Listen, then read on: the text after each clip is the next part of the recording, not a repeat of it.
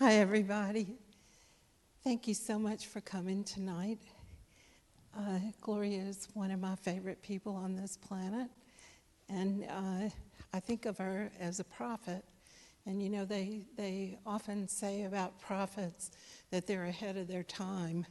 And I believe that Gloria has been sharing messages for many, many years ahead of her time. She's spoken for all of her life about how to find balance in chaotic times and how to grow your soul so that you have the strength to be your best self even in the most difficult times.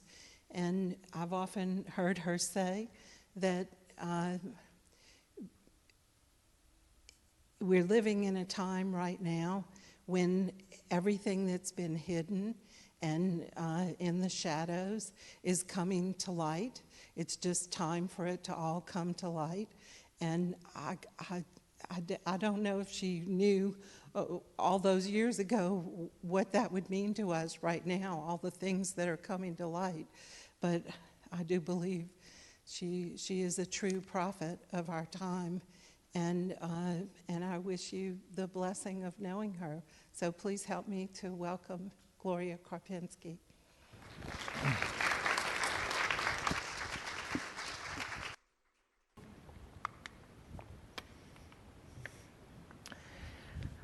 And hello, everybody.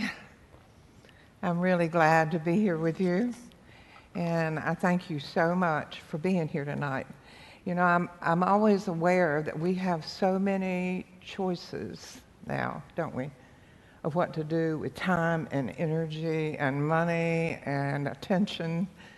And when any of that is offered to share with me, I'm very, very grateful. So thank you, Susan, very much. And thank you so much to Bill and to Debbie for being such incredible hosts. And they are indeed that. I'm going to kind of stay close to notes because, number one, the subject is so huge. I wrote a whole book addressing it, and I felt like that was only this much, actually. I've taught week-long intensives on the subject, and so I think we always have to be honest with each other that we're pulling a few significant things to think about together. And I don't want to wander around all over the place. So I'm going to stay pretty much at the podium and talk to you tonight. But I also want to thank Unity Church and SFF. Unity has played such an incredible role and continues to play such an incredible role in our transformation that's going on this planet now, that I have a deep respect. I've been blessed to speak at many Unity churches, and I so value the bridge that I see that Unity has built between a lot of conventional Christian churches and into universal and more inclusive, I should say, not necessarily more. That's actually changing a lot. More and more churches everywhere are becoming more and more inclusive, and that is a joy, isn't it? Because we're all here made in the image of, right? So I learned so much from SFF in my early years of training because I go back to the period of time when there were the very large conferences. Any of you remember those huge conferences? I mean, there would be 500 to 1,000 people.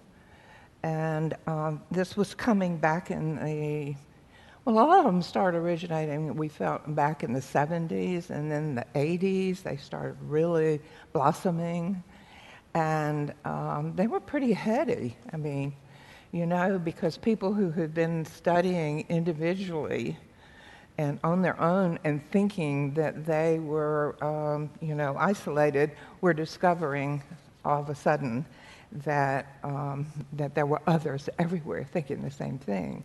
And so some of this connection now that we see regularly going on in social media and in the expansion that has taken place in consciousness just in the last 30 years has built on that, and that's very exciting. I remember I was very grateful to those conferences because that's where I first was learning some of my craft and having an opportunity to learn to teach some and to work with people and to learn from people, and it was great experiences. I have to tell you the little side story. I hadn't planned to tell you this, but I think you might find it interesting.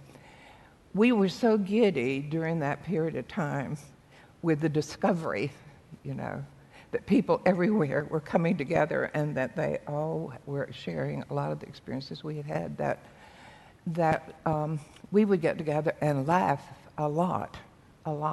And we created something called the Beige Brotherhood, which was a kind of play on the mystical white brotherhood.